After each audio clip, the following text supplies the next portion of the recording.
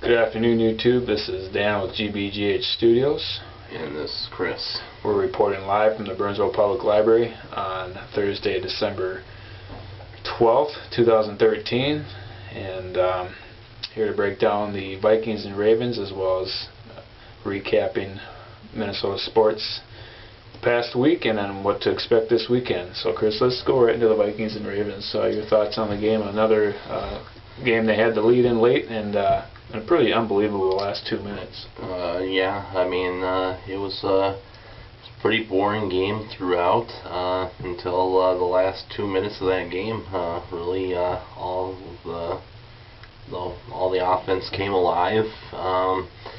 Although I do have to say, I believe that was kind of a referee screw job, but because one, the officiating in that game was just so horribly done.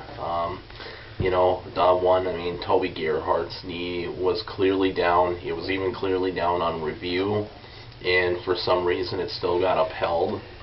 Don't know if that referee was blind. That was probably the worst of all the calls, but yeah, there were many calls. Don't know if that referee was Dan Grider.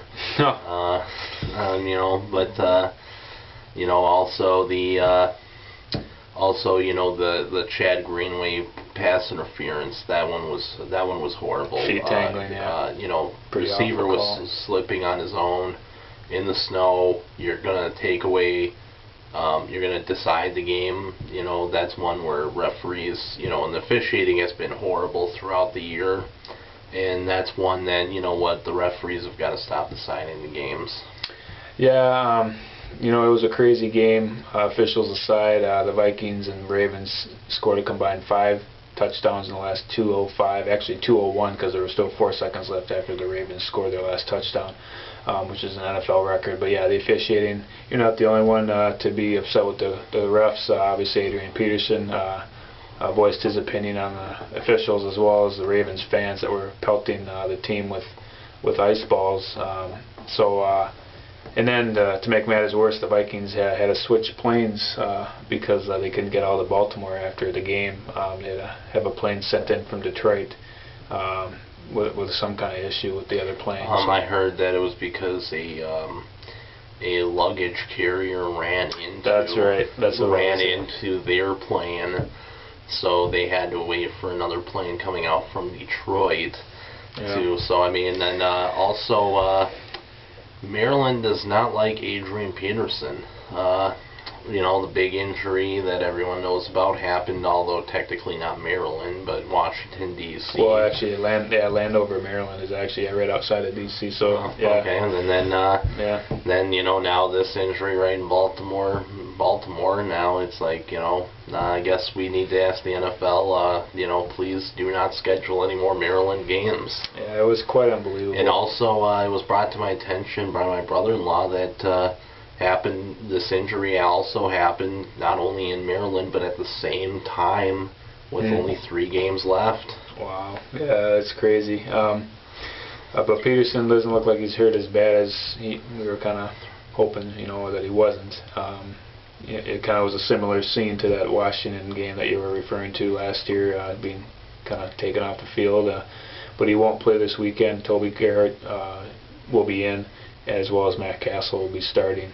Even though Christian Bonder was cleared, Castle's going to be the guy. So he definitely deserves to be the guy. Yep. Christian is showing he's not the starter, and he's not starting material. Matt has come in and he really, he won us the Ravens game. I still put that down as a W for the Vikings. And he's been involved. He's at least been involved in all of our wins in some way. Right now I think he's really proving that maybe he was just on too many bad Chiefs teams, that maybe he could have been that guy, that he was with New England, that if he had just been on a better team.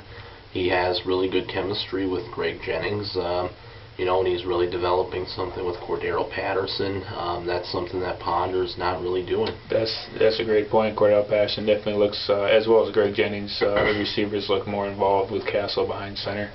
So they have the Eagles this weekend. The Eagles will be coming in playing for something. They're 8-5 and leading the NFC East right now, which isn't saying much. But Nick Foles is obviously playing out of his mind, and Vikings will have a big test this week with the Eagles coming to town. So my prediction is going to be Philadelphia 31, Vikings 24. I'm going to say it's going to be a 45-41 Vikings victory. Yeah. I think the Vikings defense has gotten it together. I think guys like Cedeno, and he might not even be playing. Harrison Smith might be finding his way back into the starting rotation today. I did hear that that we could be getting him back. So we'll have to see. But with Cedeno, I hope that maybe they can find a spot for him on this team. Also, with the way Xavier Rhodes has been playing, I think this defense has found itself where they could handle an offense like the Philadelphia Eagles. Also, I think with the offense with Matt Castle, it could be a high-scoring offense. Eagles' offense isn't that good. Defense isn't that good. But I guess it's just one of those we'll have to wait and see. Yeah, definitely. Could go either way. I wouldn't be surprised if the Vikings won. I think the Eagles are a bit overrated, but I think the Eagles will, have a, they obviously have something to play for, and we'll see what happens. Hopefully the Vikings can keep it close and hopefully don't blow it again in the fourth quarter. But we'll have to see. We're definitely not rooting for losses here. Currently picking fourth in the draft, so kind of a win-win situation the rest of the way. So we'll see what happens, and hopefully the Vikings can give us another entertaining game. Definitely a lot of entertainment, even though many of them have been losses, but at least the games have been entertaining. So we'll move on to the Minnesota Wild, who last night had a tough 2-1 loss in Anaheim. Anaheim obviously one of the better teams in the league and hadn't lost at home in regulation, so that streak is intact. The Wild have lost 4 in a row on the road, which they do need to pick it up. They have had wins this last week at home against the Blackhawks and Sharks. Definitely impressive wins, 2 really good teams in the Western Conference, but the Wild need to pick it up on the road, and it starts with the offense. They're going to have to pick up some kind of road momentum because the next 6 of 7 are on the road. So, they're not going to have the comforts of home. Now, luckily in this game, Josh Harding wasn't the starting goaltender, so maybe that had something last night? to do. Yeah. Oh, Harding was in last night. Oh, he was. Yeah. You said he wasn't. Oh, did I? Oh, yeah. No, sorry. No. Oh, okay. Well, Harding was in. Probably explains why we didn't get killed. Right. Exactly. If Harding continues to be a wall, they have a chance. They do need to pick it up on the scoring end. Yeah. That's been the problem. Is we've had great goaltending, just haven't been able to put the pucks behind the net. Yeah. Absolutely. Except unless we play the Chicago Blackhawks. I actually looked up a stat. We've played Chicago in 3 games, and we are currently averaging like 4.3 goals against them a game. Yeah. In Anaheim, not to take anything away from the Ducks, they're a really good team, and they have Hiller in the net there, and he's a stud. But the Wild, if they're gonna make a run. My concern is their physicality. I don't know if they're going to be able to be as physical as we'd like them to be, compared to like the Blues or the Ducks or something like that. I wouldn't say they got totally dominated last night, physically, but there's only a handful of guys I think that they're going to have to go out and get a couple more goal scorers. I think they're going to have to try to, and I think the time to do it is now. I think the Islanders are not playing for anything now, and with how big of a price they gave for Vanek, I think that they would probably want to try to get something for him. So, and we all know Vanek wants to be here, so I'd say try to make a trade with the Islanders for Vanek, then maybe try to get some younger guy, try to get a younger player, another goal scorer. goal scorer, and I think maybe that can maybe add some depth at goal scoring. It could create another goal scoring line on the second line. Maybe you can move guys like Granlund, Niederreiter, and Coyle down to the third line. Yeah, I think the Wild are still a couple of players away, like you said, from really being legitimate threat in the Western Conference. Right now they're sitting at 7th in the Western Conference, which is a very, a very deep Western Conference as far as talent. A lot of good teams in the West, so we'll see what happens. It's still early in the season, and we're not even at the halfway point, but the Wild do need to pick it up on the road, and they do, like you said, have some road games coming up, so let's hopefully they can at least go 500. That's kind of your goal, take care of your home games, and then just go 500 on the road and give yourself a shot. So the next game is tonight at San Jose. It's another late start, so we'll see what happens. Hopefully they can get this split on a back-to-back through California. Minnesota Timberwolves came back and beat the 76ers last night at Target Center 106-99, a game they were down by 19 after one quarter. It looked like it was maybe one of the worst Wolves games of the year, but they did take advantage of some bad defense by the 76ers in the second half, and Rubio actually scored 19 points, Wow, 19 points. That's not saying much, though, when you have to come back from 19 from the 76ers. This wasn't against the Heat, this wasn't against the Pacers, this was against the 76ers. So. Yep, 76ers have lost like 9 out of 10 on the road, and it was looking pretty ugly. The Wolves did play the night before in Detroit, so you did get 2 wins against 2 inferior Eastern Conference teams, so that's the positive. But yeah, the negative is you got behind by that much on your home floor. The Wolves were 1-5 on the second half of back-to-backs going into last night, so they did get their second win on a back-to-back this year. But yeah, a much-needed win, but yeah, definitely a lot to improve on. The bench kind of bailed them out last night, so if we can get some more consistency from the bench.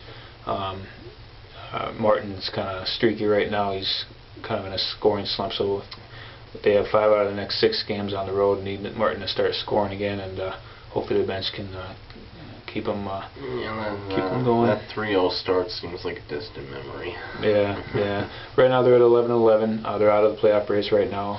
Again, the Western Conference and the NBA as well as the NHL, very deep.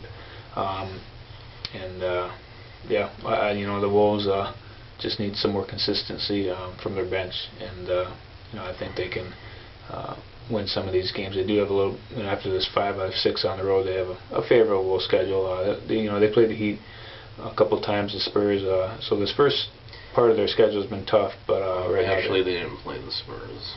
Oh yeah, that game got canceled, that's right, in Mexico, but they do have like Charlotte, New Orleans coming up, some teams from the East that they should be able to dominate and see if they can sneak into the playoff race for the first time in a decade. Yeah. So the Wolves are at 11-11. Their next game will be. Take a peek at the paper. I couldn't even tell you, to be honest with you. This is why people aren't subscribing. Because they don't have these things. At San Antonio on Friday. So they're starting 5 out of 6 on the road. The Gophers men's and women's hockey teams, both number 1 in the nation, are both off until after the first of the year for the holiday. So the Gophers last played at Michigan State. They tied on a Friday night, and then they won 3-2 on Saturday. So got 3 points over the weekend at Michigan State, which is good. And Gopher football team will draw Syracuse, 6-6 Syracuse, in the Texas Bowl in Houston. Your thoughts? This was the bowl game that I think we've gone to pretty much the last 4 years that we've been bowl eligible. We've pretty much made a home down there. Definitely. Unfortunately, because of the perception that the fan base doesn't travel, they weren't willing to give us a New Year's Day bowl, and instead they gave it to Michigan, which was pretty pathetic. Questionable. And so So that's why, I think Gophers fans are going to have to really, really, do a maroon and gold out there and show that they travel well. And, but luckily, this is, a bowl game that's very winnable. I think that this is, maybe they might be the only Big Ten team that comes away with a W. Syracuse didn't become bowl eligible until the final weekend. So, and we've actually played Syracuse a lot out of conference and usually whooped them. So last year won, yeah. So definitely should win this game. A loss would kind of be a setback, I think, from the progress they've made the last 3 years. You need to take advantage of this and win against the Orange. Well, and they would have beaten Texas Tech if it wasn't for a really bad decision last year. Yeah, we could go into a lot more conversation about past Gopher Bowl debacle, so we'll leave that to another time. Gopher basketball beat South Dakota State Tuesday night. Just another win, non-conference, so hopefully they can get some momentum going into the Big Ten conference games. And not much to really report as far as the Gopher basketball team. They pretty much are playing one of the weakest schedules. Yeah, I think they only have like 2 losses. Yep. Pretty much those 2 losses are literally to their only legitimate opponents. Yeah, they did beat Florida State a couple weeks ago, which is probably the best win of the season. But I think it's too early to tell where they're going to be. They're probably, not really expecting them to be any better than the middle of the pack, I think. I think they might be even, bottom of the barrel. I don't know if they're going to be a tournament team this year. I wouldn't expect that, no. I don't know about that. I think Richard Pitino is going to have to do a lot also. I don't know how much I'm really believing about his recruiting skills. Couldn't keep any of the top 3. Minnesota recruits couldn't get Tyus Jones, an Apple Valley kid to stay in state. Then the one kid that really did want to come here instead went to Stanford.